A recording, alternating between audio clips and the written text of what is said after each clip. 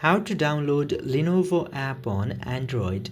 Now in order to download the application of Lenovo computers, you just simply need to open your Play Store, and after opening your Play Store, you will get to see so many options from the home page. Then tap to the search button from the bottom right corner, and after tapping in there, you need to open the search tab. In the search tab, just simply type Lenovo, then open the first option from here. Then this Lenovo application from the Lenovo Incorporation will appear in the very top. Tap into that and then tap to install button, and depending on your internet connection's speed, this Lenovo application will successfully be downloaded in your device. So this is how you can also download the Lenovo app in your mobile phone.